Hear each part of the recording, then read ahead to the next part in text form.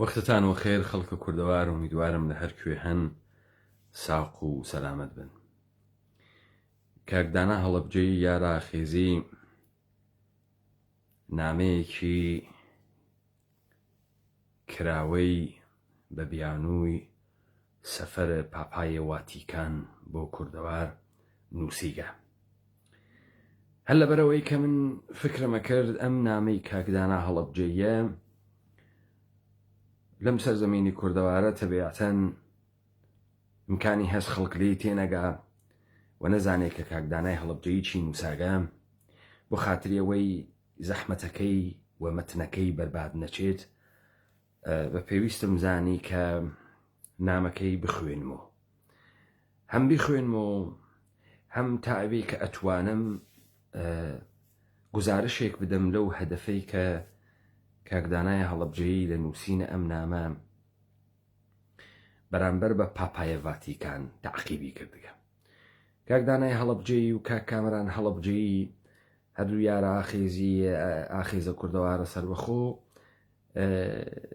خەڵکە ئەو شوێنە تایبەتی کوردەوارن کەوە بەر شەپۆ لێکەوت، ئەوە بەر تووڕەیی یەککەوت و لە خاچ درا و لە سەلیب کێشریا کە شارە هەڵەبجە و 5,000 ئینسان وەکو عومەرە خاوەر بوو. پاپای ڤاتیکان لەم ڕۆژانە سەردانە عێراقەکە،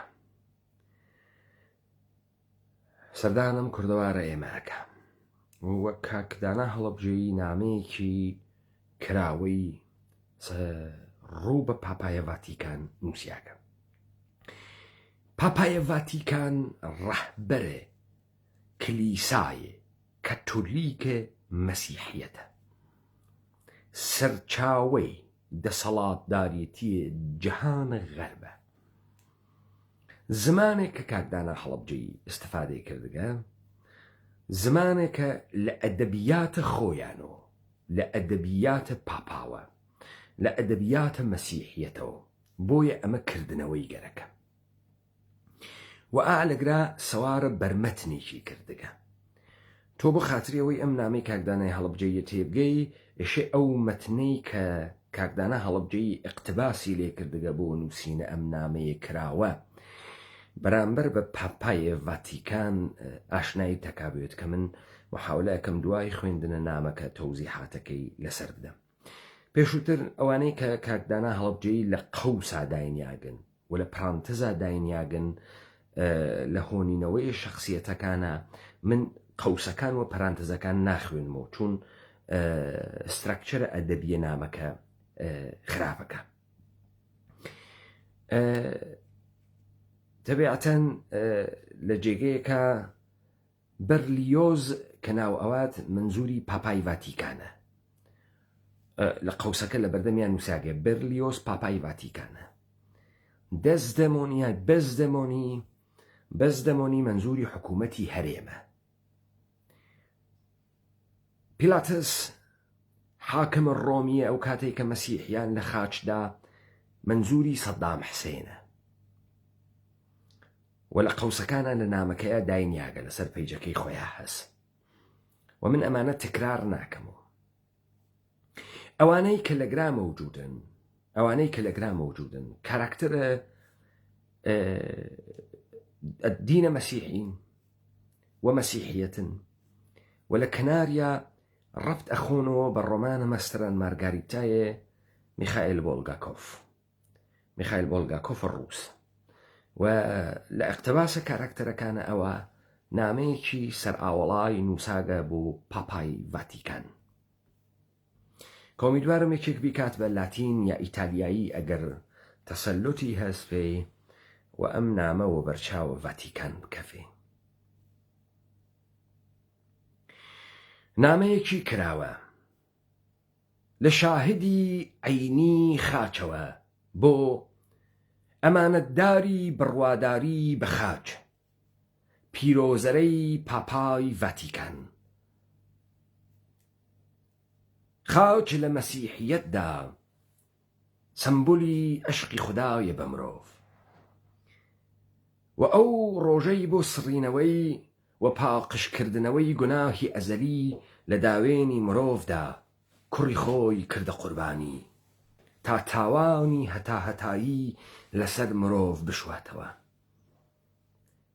ئاوای پایە بڵندی ئێوە کە لەسەری پایەدار و سەقامگیر بوون بۆ ئەوەی تا دوای ئەو تراژدیەش هەر باوەڕمەندێک بەو ڕووداوە بتوانێت داوێنی لە گوناهی ئەزەلی بشۆردرێت، کەواتە مەرگی مەسیح و کەرەستەی مەرگی مەسیح کە بریتیە لە خاج ئەو دوو کۆڵەکە بنەڕەتیەی باوەڕی مەسیحیەتن کە ئێوە ئەمانەتداریان ئەکەن.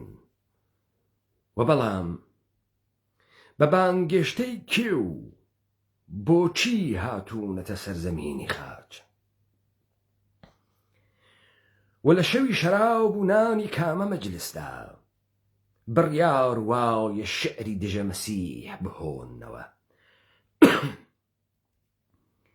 ئەی بەرلیۆز، ئەی بەرلیۆزەکەی دەستگای دەسەڵاتداری لە کامە ژوانی ئەدیبانە و سیاسیانەی دەسەڵاتی مادیتان لەگەڵ بێزدۆمۆنی شاعرە دەستکردە دروستکراوەکەی هۆنەری قەسیدەی دژە مەسیحدا بۆ ئینکاری حەقیقەت کۆبنەوە. من ناوم وڵندە و ئەم جارەیان لە موسکۆ بۆ شانووی جادووی ڕەش نەهاتووم کە تەنیا و تاکەشایەتی فەکتی واقعیەتی مەرگی مەسیح بووم و فەساد و سەرلێ شێواوی خەڵکی موسکۆ بە جادووی ڕەش بە خۆیان پیشان بدەم. وا دیارە تراژدیاوی منی ئەهریمەن لە بەرامبەر ئینسان گەلێکی بێبڕوا و گەندەڵدا هەر ئەبێت بەو شێوەیە بێت کە ئەبێت شەیتان داکۆکی لە واقعیەتی مەسیح بکات. لە خاچخانەی کوردەوارەکەی پێلاتێس لە ساوت و سەوداوی ژوانی شەراب و ناندا من شاهێتی ئەوە ئەدەم کە لە خاچدانی عومەری خاوەر و 5,000 گیانی بێ ئاگا و بێهۆشکراوی وەک ئەو واقعی بوو، ڕاستی بوو. ئێوە ئەو کات ناوتان کۆمەڵەی خاخامانی یەهود بوو و ئەم حیزبانەی حکوومەتی هەرێمیش مەتای باجگیر بوون. سەددامیش کە ناوی پێلاتێس و نوێنەری فەرمانڕەوای ڕۆمی سەرزەمینی کوردەوار بوو بەدڵ لەگەڵ لە خاوچدانی عومەری خاوەر و 5,000 گیانی غافڵ و بەنجکراوە نەبوو، بەڵام بڕیاری ئێوە بوو. پیلانی مەتای باجگیر بوو. لەم شەوی شەرابوونانەتاندا چاوەڕوانی کام یەهودا ئەکەن لە کاتێکدا وا تەواوی ئەم خەڵکە نەبەنجکراوی جادوی ڕەشنین بەڵکو پەیکەری وەسوەسەی نەنگینی یەهودای ئەسخەروتین وا بە کەمتر لە 30 سکەی زێوی کەم قیمەت ڕازی ئەکرێن. دۆست و یار، هاوڕێ و هاوسۆز و کەسی عومەری خاوەر و 5,000 گیانە مەدهۆش و بێهۆش کراوەکە نەک بە 30 سکەی زێو بەڵکو بە جرینگی دوو قروشی ڕەش و ژەنگاویدا شایەتیاندا کە پیلاتەس بوو، بەڵێ خۆی بوو. منی ڤۆلند بڕیارمدا ئەم سەرزەمین و خەڵکە بە یەهودا بووی، ئەم سەرزەمین و خەڵکەی بە یەهودا بووی نەک پێویستی بە زریانی ئەشکەنجەی موسکۆنیە بەڵکو ئەشکەنجەی قێزەون و وەهمی چێژ و لەزەتی تەن تاکە ئەشکەنجەی هەتاهەتایی دۆزەخی خیانەتی ئەم سەرزەمینەیە. هەڵپەی ئانە و کۆیلەی چێژ گردنی کەج و سەری بێهۆش تاکە دیاری دنیای ئێوە بوو کە بە ئێمە و بە ئەم سەرزەمینەتان بەخشی لە خاچدانی ئەزەلیتان کردە ملمان بەڵام ئیتر لە لای ئێمە جادووی ڕەشی ئەفسانەی کۆن و فەرمانڕەوایانی تازەی ڕۆم شعری شەوانی شەراب و نانمان ماچی مەرگی خیانەت بۆ هەتایە خاڵی و بەتاڵەکرێتەوە مێژووی ئێستای حەقیقەتی سەرزەمینی خۆمان لە زریانی ئاخێزێکی کوردەواری سربەخۆدا نووسیەوە و ئەی نووسینەوە.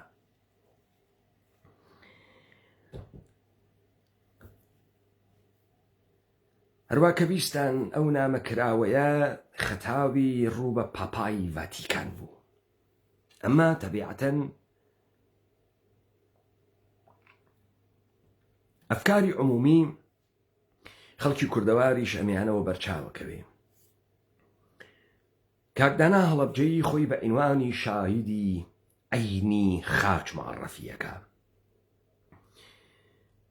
لە دەستپێکی نامەکەیە و پاپای ڤاتیکان بە ئەمانەتداری بڕواداری بە خاچ پێناسەکە. خەیلی مهمە کە ئێمە سەیری ئەم تەحەولە بناسین بزانین پاپای ڤاتیکان کێس. پاپای ڤاتیکان کە گەلەکێسی سەفەر بکا بۆ ئەم کوردەوار ئێمە و لەوێ بڕواتە لای ئایەتوڵا سیستانی و بڕواتە ناسریە و بڕواتە سامرا و لێو دوا بێتە لای حکوومەتە حەلیم. ئەمانە کێن و ئەم نامەی کاکدانا هەڵەبجەیە بۆ وایە و بۆ وا خەتابی کرد. کاکدانا هەڵەبجەیی لە تەمامی ڕۆمانەکەی ماستەر و مارگاریتای میخائیل بولگاکۆف استفادەی کرد کەڵکی وەرگرت و خۆی شەخسیەتە ڤۆڵند بوو، شەخسیەتە شەیتانێک کە زوهور پەیاکا لە شارە موسکوا لە قەڕنە بیستۆمە لە کاتە حزورە حکوومەتە کۆمۆنیستیە اتحاد جەماهیر شەوروی لە نێوانە پارکێکا لە شارە موسکۆ لە فیمابینە گفتوگۆی شاعرێک و ڕئیسی ڕۆژنامەی و مەجلسە ئەدیبان ڕووسیە و اتحاد جەماهیر شەوروی بەرلیۆز و بێزدۆمۆنی.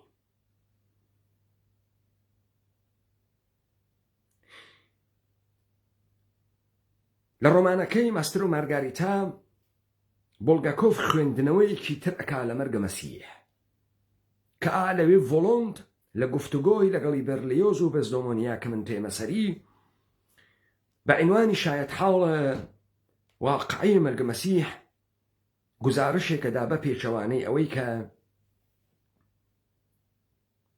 قەشەکانە مەسیحی و دەستگاه ئیلاهیاتی مەسیحیەیدا و لەوێ نیشان ئەدا کە پیلاتس حاکمە ڕۆم حاکمە نوێنەرە حکوومەتە ڕۆم لە فلستینە حەز ناکا بە مەرگە مەسیح، حەز ناکا کە مەسیح لە خاچ بدەن و گەرەکێسی بەربگرێ بە خاخامە یەهودیەکان حتا تا ئەو جێگە ئەچێ کە ئێژێ ئێوە بە واستەی عەیدە سەبەعتان یەکێک ئەبەخشن، یەکێک لەمانەی لە خاچ ئەدرێن ئەبەخشن. جرمە مەسیح مشخص نییە وەلێ یەکێک لەمانەی کە ئەدامەکرێ باراباسە. باراباس چەتەوگە، قەتڵی کردگە، خەڵکی کوشتگە، جرمەکەی محرەزە. خاخامە یەهودیەکان حازر ئەون باراباس ئازادکەن بەڵام مەسیح لە خاچ بێ.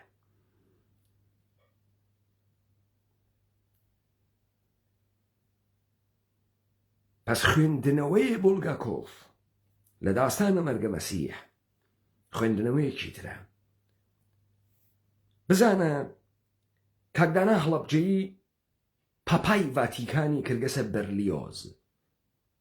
بەرلیۆز سەرنووسەری ڕۆژنامەی مۆسکۆ، سەردەسەی مەجلسە ئەدیبان ڕووسیە و شۆرەوی داوا ئەکات لە شاعرێکی گەنج کە لە زدیەتی لەگەڵ مەسیح و واقعی مەسیحا شعرێ بخۆنێتەوە ڕەدی بکات و ئێژێ ئەو شعرەی تر کە وتبوود زۆر واقعی بوو وا ئەینوان کە مەسیح واقعی بووە لە کاتێکە مەسیح ئەسڵەن واقعیەتێکی تاریخی نەبوو لە نێوانە گفتوگۆی ئەم دوانە شەیتان کە خۆی بە ناوی کە ئاغای ڤۆڵۆند ئەناسێنێت لە شارە موسکۆ زهورەکە و تێتە نێوانە گفتوگۆی ئەم دوو کەسە بۆ ئێوە جالبە بۆلگاکۆف گەلێکێکی بێژێت لە ڕووسیای ئۆرتۆدۆکسە لە مەسیحیەتە ئۆرتۆدۆکس ڕووسیا مردمەکانی وا تووشە نەهیلیزم بێمەعنایی بووگن کە ئەمە شەیتانە تێت لە حەقیقەتە مەسیح دفاعەکە شەیتان بە پێچەوانەی ڕۆڵێک کە بۆی تعریفەکەنەوە ئەوە کە تێ لە بەرامبەرە ئینسانهاوی بێمەعنای بێباوەڕی پوچگەرا دفاع لە حەقیقەتە مەسیحەکە لەم دەسە بیگرن تا بێمە سەر داستانێک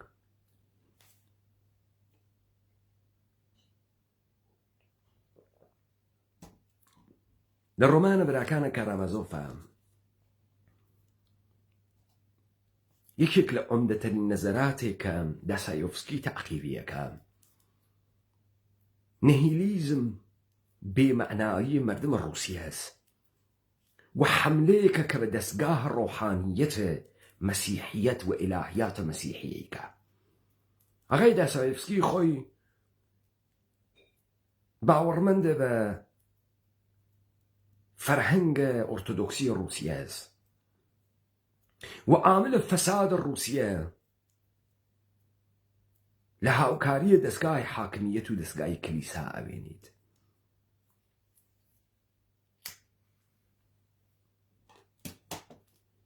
و ئەمە بە وزوح لە بەشە و چاپتەرە گرند ئینکویزیتەرە یا مفتشە ئەعزەمە باسەکە ئەو جێگەی کە مەسیح زهورەدا لە قەرنە شانزەهۆمۆ لە شارە سڤیلە ئسپانیا و قەشەی گەورە مەسیح گرێ و ئێژێ من تۆ ئەناسمەوە ئەزانم مەسیحی بەڵام بۆ هاتکی جەوتی بێ کە لەبێ فەلسەفیترین قەتعەی ڕۆمانە براکانە کارامازۆف دەست پێیەکە ئەو بەحسەی نێوانە مفتشە ئەعزەم ومەسیح لەوێ نوکتەیەکە مهمە و حائز ئەهەمیەتە کە لە نامەی کاک دانای حەڵەبجەیی ڕوو بە پاپای ڤاتیکان بەرجەست دەکرێت و ئەبەسە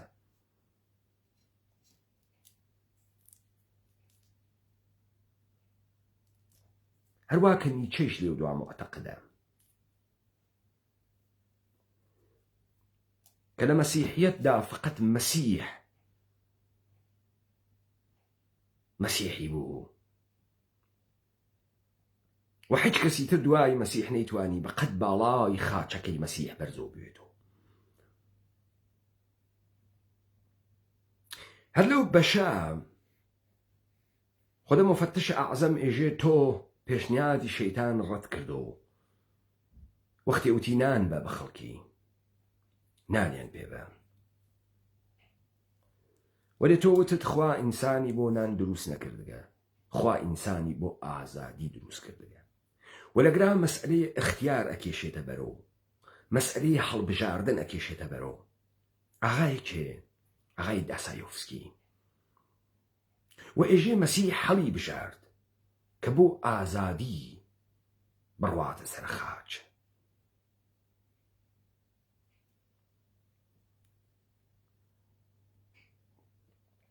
تەمامە سەیرە داستانە براکانە کارامازۆفە داسایۆفسکی ئەمەسە کە ئینسانەکان و قارەمانان ڕۆمانەکەی هەڵ نابژێرن انتخاب ناکەن اختیاریان لەخۆیان نییە ئەمە هەمان بەحسەکردی و دوا هەنە ئەڕێند لە گوزارش دادگاهە ئایشمێنە لە ئیسرائیلە مەترحی کرد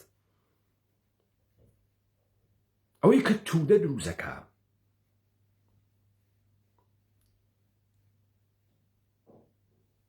ئەوەی کە مەس دروسەکە و ئینسانە مطیع دروسەکە، ئینسانە مطیع فقط فەرمان ئەوە و هەڵ نابژێری.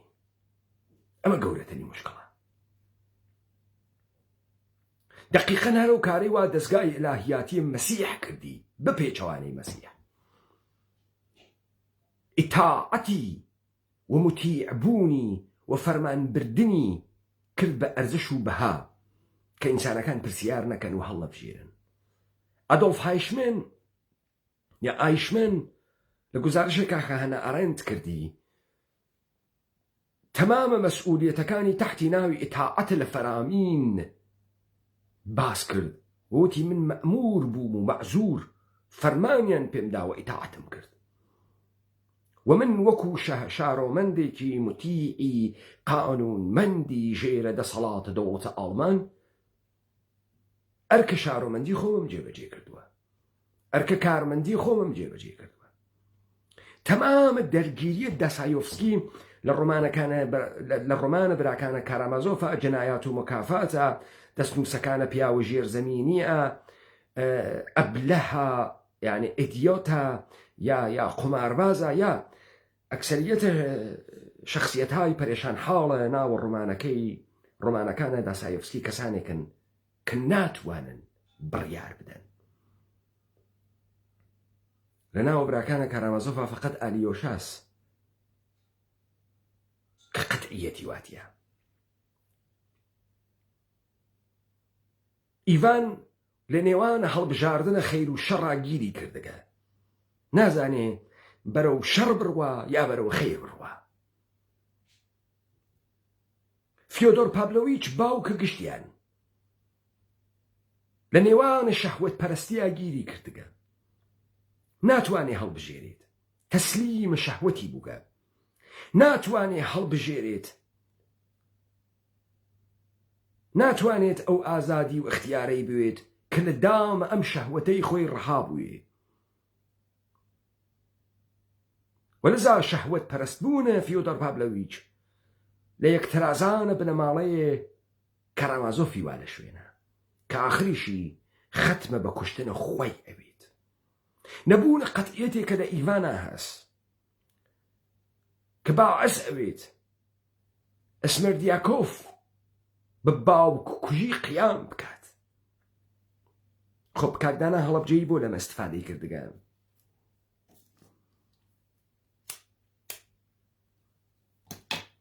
پاپای ڤاتیکان نوێنەرە باوەڕداریەتیە بە خاچ بۆ ئەوەی کە مەسیح بۆ ئازادی چووە سەرە خاچ، ئەڕواتەکە ئایەتوڵڵا سیستانیە دانیشێ. ئایەتوڵڵا سیستانی و مەکتەبە شیعە ئەم ئیسلامە جوولەکە ساختەوە بە تایبەتی شیعە دقیقەن هەمان بەرداشتە مەسیحیەت ئەوەنە سەرە حسەین بن عەلی بن ئەبی تالب ئەبا عەبدڵڵا و ماجەرای کەربەلای حسەین وەکو لە خاچ دانە مەسیح تعریفەکەنەوە کە گوویە خوێنە حوسەین تاوان غەفڵەت و فەساد مەردمە شیعە بوو کە لە مەئموریەتێکی خوایە کە بەسەر شانی بوو ئەوان پشت حسەینیان خاڵی کرد، ئەسیرە شەهوات بوون و هێشتیان حسەین لە بیابانە و سەحرای کەربەلا لە قیامێکا کە کردی بمرێت. یا لە سارات الحوسەین لەوێ هاتکە حسەین خوێنە خواز وەکو مەسیح، وەکو ئەو دەمەی کە لەسەر خاچە کەلەکەی مەسیحیان دڕی و وتیان خوێنە خوا ڕژیا بەسەر سەلیبە، یا ئەوەی کە وەختی مەسیحیان لە خاچدا هیچ کام لە حەواریونی لە دەوری نەبوون، خۆیان نەکردە ساحری، مەسیح تەنیا بوو. بۆیە حسەینیش خەڵکە کوفە بەجێیان هێشت، خۆی و 72 کەس لە سەحرای کەربەلا لەگەڵ لەشکرە یەزیدا تووشە قەیران بوو و حوسەین مرد تا ئازادی بمێنێت. ئەلبەتە ئەوان پێی ئێژن ئازادگی، تا ئازادگی بمێنێت. پاپای ڤاتیکان نوێنەرە اعتقاد بە مەسیحیەتێک کە ئینسان ئێشێ مخەیر وێ، انتخاب کا ئازاد وێ، نەفەرمان بوردار وێ، نەموتیع بێت. سەوارە بە دەرسگاهێکی ئیلاهیاتیە کە ئینسانە متیع فەرمان بەردار دروستەکە، فەرمان بوردار دروستەکە. ئایەتوڵڵا سیستانی نوێنەرە تەشەیعێک کە دەقاودەق هەمان باوەڕە پاپای ڤاتیکانی هەست لە حوسەینیوە، کە حوسەین بۆ ئازادگی قیامی کرد و مرد. ئەویش نوێنەرە داپۆساندن و قیومیەت و کۆیلێتی و عبودیەت ئینسانەکانن تحتە ناوە مەکتەب تەشەیع و ئیسلام و تەشەیع. و ئەمما حکوومەتە هەرێم ئەی شوبهێنێت بە بەزدۆمۆنی ئەو شاعرەیە لە ڕۆمانەکەی مرشد و مارگاریتا کە قەرارە واقعیەتە مەرگە مەسیح ئینکارکە، تووڵەگرێکە ئینکاریکە. و لە جێگەیەکی ترە حکوومەتە هەرێم ئەکات بە مەتای باجگیر. مەتا جۆزە حەواریون مەسیح بوو. لە گزارشەکەی مەستر و مارگاریتا مەتا جۆرێکی تر باسەکرێت، چون خۆتان ئەزانن یەکێک لە سەرەکی تەرین چوار ئینجیلەکانە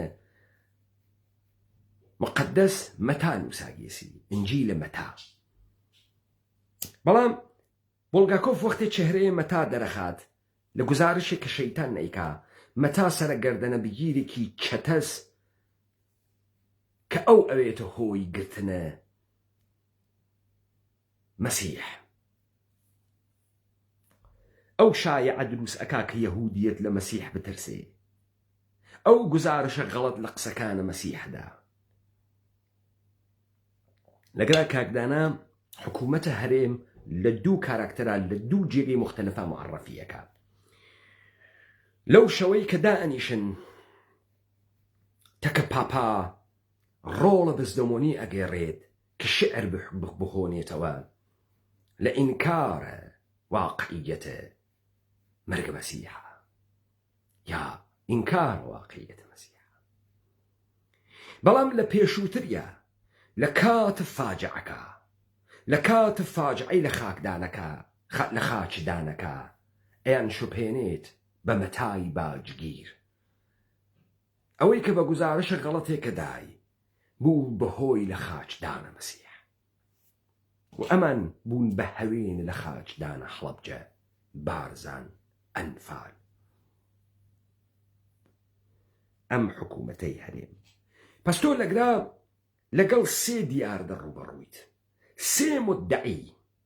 یەک، پاپای ڤاتیکان مدعیە منجی عالەمە بەشەریەت، عیسە بنە مەریەم، ڕوح القدوس، کوڕە خوا، کە بۆ شۆردنەوەی گوناهە ئەزەلیە ئینسان و لە تاوانێکا کە خوا و لە دەینێکا کە خوا بەرامبەر بە گوناهە ئەزەلیە ئینسان بووی، کوڕە خوای کە مەسیح بوو قوربانی کرد تا گوناهە ئەزەلی لە داوێنە ئینسان بشۆڕێتەوە و بە ئینسان بێژێ ئێوەمان فقط بۆ نان دروست نەکردەگە، بۆ ئازادی دروست کردەگە، بۆ اختیار دروست کردگە کە هەڵبژێریت، نەک فەرمان بووی، نەک سرفەن ئتاعاتکەی، نەک خۆت بخەیتە قیومیەتە کەسێک.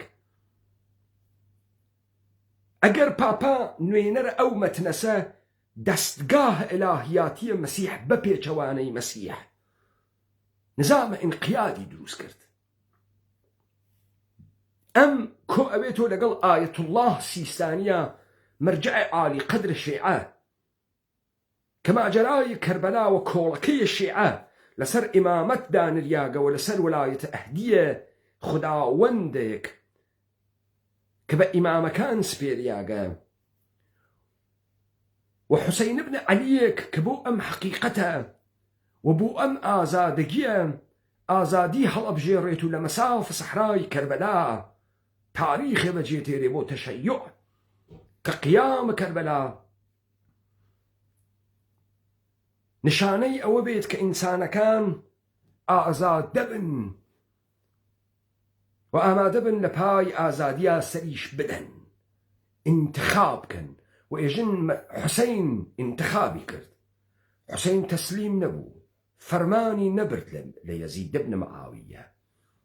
وایژن و لێ دەستگای ڕۆحانیەتە شیعە خۆی عامل ئینقیاد، خرافات و عامل نابودی مردمانە سەرزەمینە ئێمە بوو.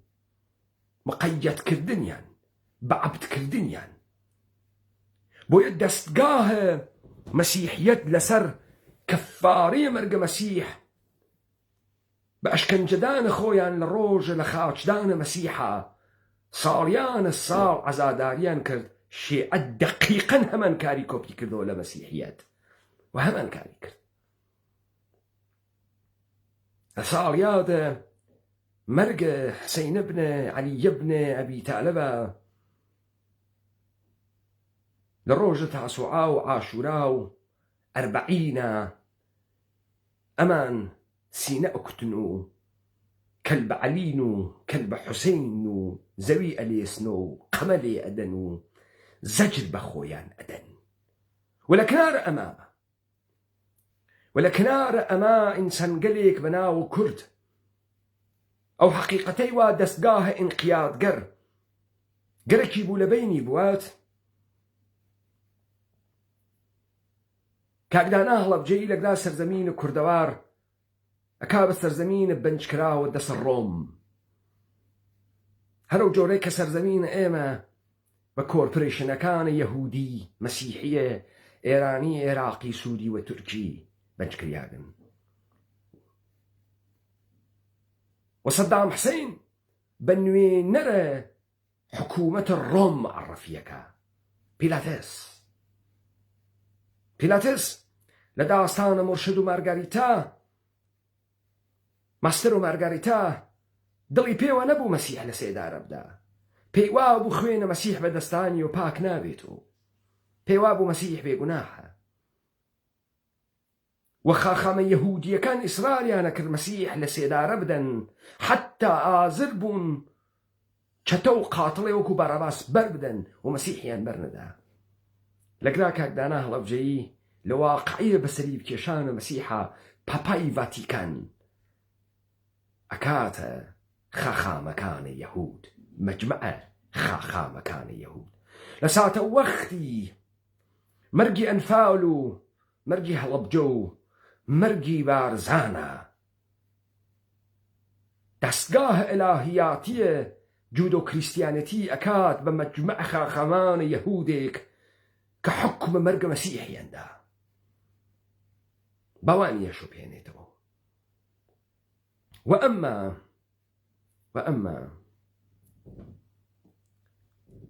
ئەوانەی کە بەناو ئەگەر ئەم خەڵکە کوردەوارە مەسیح بێت، ئەوانەی کە بەناو حەواریون ئەم مەسیح بوون، هەر لە مەتای باجگیرەوە تا یەهوداوی ئەسخەروتی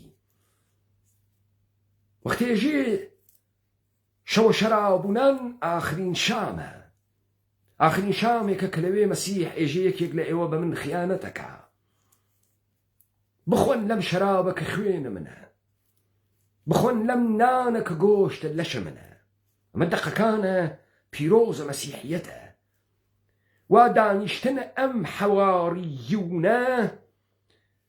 حەواریونە مسەلسە شیعەیە دەستگاهە جودۆ کریستیانەتیە ڤاتیکانە حکوومەتە حەلیمە شوبهێنێت بە شامە ئاخرە مەسیح وا لە دەورە مەسیحا کۆبوونەوە و مەسیح بە مەرگە خۆی ئاگاه بوو وەوتی یەکێک لە ئێوە منەفرۆشێت.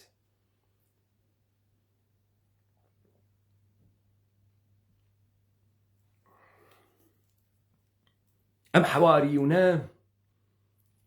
یعنی ئەحزاب منتەسەبە بە کورد، ئەحزاب کۆرپۆرێشن ساختەی یەهود، ساختەی دەستگاه جودۆ کریستیانەتی، ساختەی پارتی و یەکێتی و ئەحزاب ڕێز و درۆشت بظاهر حواریون مسیح بوون، حواریون کورد بوون.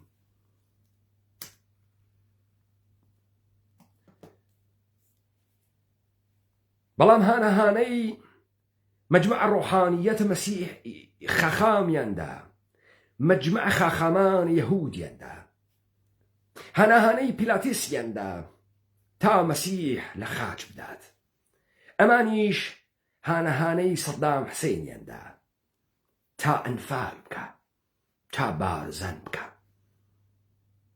تا هەڵەبجە بکە. هانەهانەیاندا فرۆشتیان.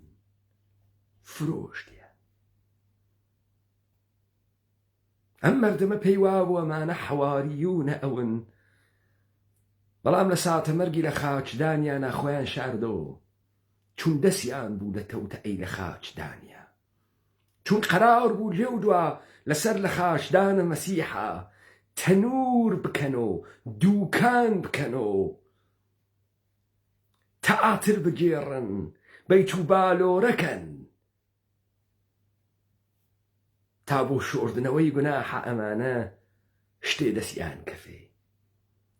و ئەمما خەڵکە هەڵەبجە و خەڵکە حکوومەتە هەرێمی بە یەهودای ئەسخەروتی شوبهان دەکا. لە بەرامبەرمە ئاساتە خۆیانە، نەک حازر نیەن مەسیح بە 30 سکەی زێوە بفرۆشن، بەڵکو بە جرینگە جرینگی 2 قروشی ڕەش. 2 قروشی ڕەش. شایەتی ئەندا فقط پیلاتس بوو، فقط سەدام حسێن بوو کە ئەنفالی کرد و بارزانی کرد و هەڵەبجەی کرد. بۆ چون ئەوان وەکو یەهودا ئەسخەروتین لە تووبرە ئەخۆن و لە ئاخۆر. ئێستا ماجەراوی موسیبەتنامەی مەرگە مەسیحە بۆیان پوڵ تێرێت و نان تێرێت و لەزەت تێرێت. لەذا ئەمە ساتە وەختی شامە ئاخرە، ساتە وەختی شامە ئاخرە.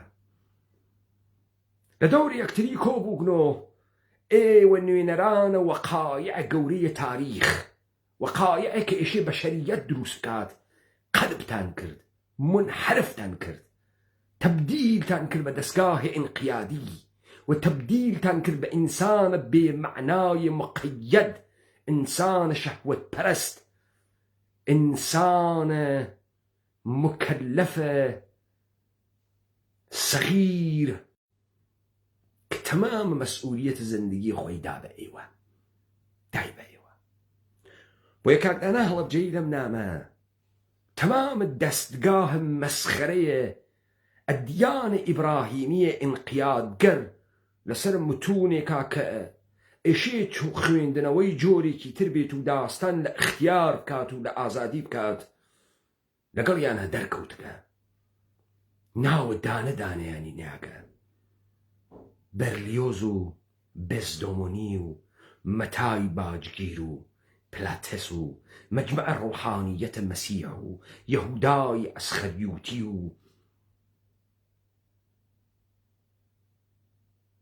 مردمە شەهوەت زەدەی بێمەعنای پوچگەرای موسکۆ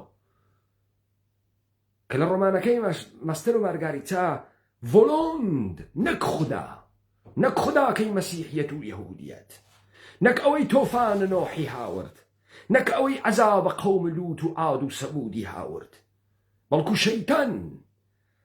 شەیتان ڤۆلۆند لە دوای ئیعجاز جادووی ڕەشا بەسەر مردمە فاسدە بێمەعنایە ئۆرتۆدۆکسە رووسیە و شارە موسکۆ عەزاب نازلەکە. شەیتان عەزاب نازلەکە. شەیتان کەسێکی ئێشێ باوەڕی نەبێ. دانا هەڵەبجەیی باوەڕی بە ئەدیانە ئیبراهیمی نییە، نیەسی، بە دەستگاهە ئیلاهیاتیان نیسی، بەڵام لە مەتنە ئەدیانە ئیبراهیمیەوە ڕوو بە خۆیان قسەی کردگە، بە ئەدەبیات و خۆیان قسەی کردگە. ئێوە هاتن بۆ کوشتنە پەیامە واقعیە مەسیح. ئێوە هاتن بۆ کوشتنە پەیامە واقعیە حەسەین. ئێمە کارمان بەمە نییە کە حەسەینێ مەوجودە نییە، مەسیحێ مەوجودە نییە. ئێمە کارمان بەوەسە کە سیستانی ئێژێ حەسەینێ مەوجود بووگە، پەیڕەوانە سیستانی ئێژن حەسەینێ مەوجود بووگە، مەسیحیەکان ئێژن مەسیحێ مەوجود بووگە و ئەم دەستگاهە عەریز و تەویلە دەستگاهە جودۆ کریستیانیتی و پاپای ڤاتیکان و مەراجع تەقلید شیعە و دانشگای ئەلئەزهەر و حەوزەهای علمیە لەسەر ئەم داستانانە دانریاگن، هەر بەمەی خێن بێت. و ئەمما حکوومەتە حەلیم ئەوەی وا ئیدعای ئەکرد بۆ پاراستنە ئازادی و اختیار ئینسانە کوردی و سەرزەمین ئینسانە کوردی، شرایەتە لە خاچدان ئازادی و کوردیەتی فراهەم کرد تا دەستگاهە کوردبازیە خۆی دابنێت وەکو دەستگاهە ئیلاهیاتی یەهودی مەسیحی ئیسلام.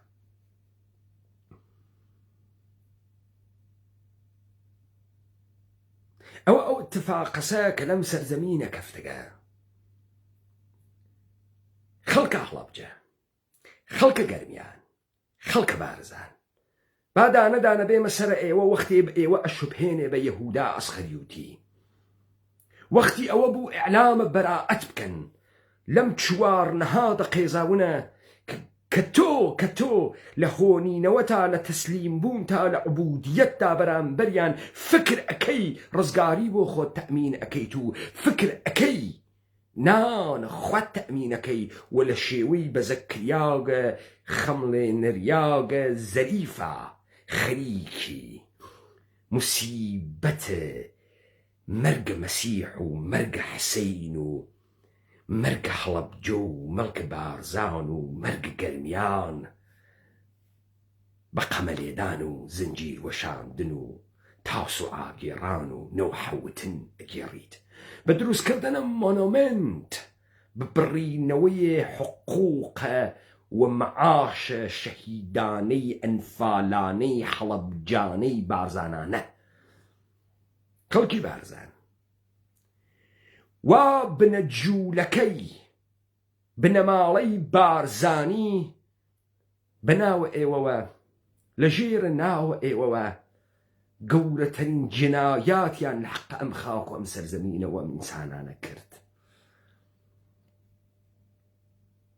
بابزانی ئەوان بەناوە ئێوەوە لە ژێرە ناوە ئێوەوە بە مەچەکە ئێوەوە ئەوەی جنایەت نەبوو بەر عەلەیهە ئینسانە کوردی و سەرزەمینە کوردی کردیان، بەر عەلەیهە خود خۆتان کردیان و لە ئێوە یەهودای ئەسخەروتیان دروست کرد. ئێستا هەرچی تف و لەعنەتە لە ڕوو لە ئێوە ئەکا، بەڵام هەرچی تەجاوزە بنەماڵەی بارزانیە لە ئێوەی ئەکا. نە ئەمان بدەم ئەمان تایفەی بارزانیان تا زەمانێ گەرەک بوو برسیون ئاوارەون کە تفەنیان بۆ بتەقێن و ئەمان ئەربابیان ون.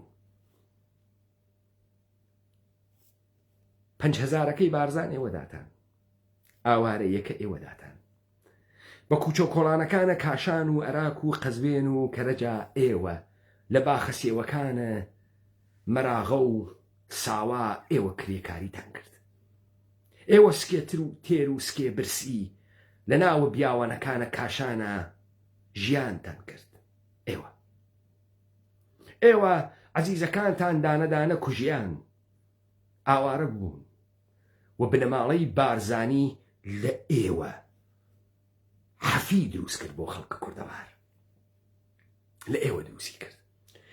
بەڵام کە کاری تەواو بوو ئەرباب گەورە و دەستگاهە جودۆ کریستیانەتی مسۆگەری کرد کە بنەماڵەی بنەجووی مەلامەچەی بارزانی و ئەو سەلامە بارزان بەسەر ئێوەوە تەبەن، ئەوان ئێشێ ئێوە بهاڕن تا ئێوە گەردەنکەشی نەکەن، ڕووداری نەکەن، تا ئێوە ئەوان بە ئەرباب قبوڵکەن. لەذا بنەماڵەی بارزانی ئەتوانێ بڕوا تەجاوز بکا بە کەنیشکە کەسێکی تر، وەلێ نایکا بە ئەوان بە کەنیشکە تۆیەکە لەبەرەوەی تۆ بهاڕێت. ئەوان کاریان بە تایفەی بارزانی تەواو بووگە. تایفەی بارزانی نە ئێشێت، عەشیرەی بارزانی نە ئێشێ گەردەنکەش وێت، نە ئێشێ قسە زلوێ. ئەزانی چیتان پێکا؟ تووشە مەواد مخدرتانەکە، تووشە فەسادە ماڵیتانەکە، تەجاوزتان پێ ئەکات، حەقیرتان ئەکا، پیاگەتیتان تیا ئەکوژێت و تا نەتوانن گەردەنکەشیان بۆ بکەن، تا نەتوانن سوعالیان لێ بکەن ئەرێ ئێوە ئەم گشتە دزی و فزی و خوێڕێتی و جاسووسی و گەوادیە بوو لە ژێرە ناوە ئێماکەن، بۆ تۆ ناوی یەک دەحفەم سوعالە بکەین. با بزانی نظام سڵتەی جەهانی وەختێگەرەکی ئینقلابات دروستکە، ڕفیق حزبی دروستەکە، شاعرە ئینقلابی دروست ئەکا، وەلێ وەختێک ئینقلابەکە کریا احتیاجیان نییە بە ئینسانە ڕادیکاڵی تر، احتیاجیان نییە بە ئینسانە ئینقلابی تر. ئەوەی ڕادیکاڵێشی بیگری بیکوژی ئینقلابە 57 ئێران وا لە بیرتانە ئەمریکا کردی، احتیاجی بوو بە چەپ و کۆمونیست و مارکسیست، احتیاجی بوو بە مجاهدینە خەلق، احتیاجی بوو بە شیعی تونڕەو. ئینقلابە 57 کریا، کێ ئینقلابیونی کوشت؟ عەلیە شەریعەتی حتا ئینقلابە 57 شیعی مسلح کرد بە قیامە حوسەین. عەلیە شەریعەتی بوو بە خومەینی معنایدا، و خومەینی سەوارە مەوجە شیعە مارکسیستە، عەلیە شەریعەتی بوو. بەڵام کتێوەکانە عەلیە شەریعەتی لە ساڵە 57 و لە 58 و مەمنوع کریا، مەمنوعیان کرد، هەرکە تر بچوایان کوشت، هەرکە ڕادیکاڵ و ئینقلابی بۆیان کوشت لە ژێرە ناوە زەدە ئینقلابە. تایفەی بارزانی ئێوە بوون بە یەهودا، سفەتە یەهوداتان گرت، یەک پیاکتان تیا نایەڵۆ. ئەوەی پیاگوێت و بە هیچێ تەسلیم نەوێ، بە پارە تەسلیم نەوێ، بە ژن تەسلیم نەوێ، بە هەتکە حورمەت و بە تەجاوز تەسلیم نەوێ، فڕێ ئەدەنە گۆشەیەک. بنەماڵەی بارزانی کاری بە ئێوە نەماگە، کاری تەواو ئەربابێکێکی ترە، کاری بە ئێوە نەماگە. ئێوە مویلوتن، مزاحمن، ئێوە ئێشە بزانن حاڕ یاگان و تەجاوز پێکریاگانە بنە دەسە بنەماڵەیە، بنە جوولەکەیە مەسعود بارزانی، خەڵکە سلێمانی، خەڵکە سلێمانی، بنەماڵەی بنە جوولەکەی تاڵەبانی، مەشیایە سلێمانی و گەرمیان و حەڵەبجەی بەلەجەن بکێشایە تا حەسە مەردانەگی و گەورەیەتی و ئینقلابی بوونتان تیا بکوژێ، بتەنکا بە یەهودای ئەسخەروتی کە دروست کاکدانای هەڵەبجەی ناوی بردەکە، کردنتانیان بە یەهودای ئەسخەروتی. کوڕە خاسەیان تێتا ناکوشت، هەڵمەتیان تێتا ناکوشت، ڕۆحی قوربانییان تێتا ناکوشت، مەردانگیان تێتا ناکوشت، کوشتیان وە دەرد ناخوا، ڕۆڵەی گەرمیانی بە جەرگ وە دەرد ناخوا. هەڵەبجەیە کە بێت خوێنە 5000 کەسەکەی عومەری خاوەر و ئەمسالی عومەری خاوەریان لێ بسێنێت و لە سێدارەیان بدات نەیانگەرەکە. هەڵەبجەیان گەرەکە بە دیارە ڕسمەکەی جەلال تاڵەبانی و هەڵخاتەوە سواڵە خوێنە باوکە کوژیاگی لە شیمیایەکە بکات کە شەهیدانەی هەڵەبجەیان پێ بدات، یەکیتی تا بنە چەق بەت مەتای باجگیرە تا بنە چەق ئالوودە بە خوێنە خەڵکە کوردەوارە و جنایەتە بەوری هەڵەبجە. وایان پێتان کرد و کاردانای هەڵەبجەی دروست ئێوەی هۆنی گەسۆ، دروست کاکدانای هەڵەبجەی لەگرا بە خۆی وتکێسی وۆلۆند، بە خۆی وتکێسی شەیتان لە بەرامبەرە ئێوەیە پاکانە یەهوداکان ئەسخەروتی، مەتا باجگیرەکان، مەجمع ڕەوحانیەت و خاخامەکانە یەهودیەت، دەستگاهە ئیلاهیاتیە پاپایە ڤاتیکان، مەرجع تەقلید تەشەیع، قیامە حوسەین لە سارات الحوسەین، خوێنە حوسەین، ئازادگی، ئازادی، اختیار. کورد بازەکان، کورد بازەکانە کوردایەتی، بنە جوولەکەکانت دەست کرد وا مەسیحتان لە خاچدا و ئیستە بە دەورە خوێنەکەی وە مەجلس شامە ئاخر ئەگێڕن ماچ مەرگ نیشانەدەن ماچ مەرگ نیشان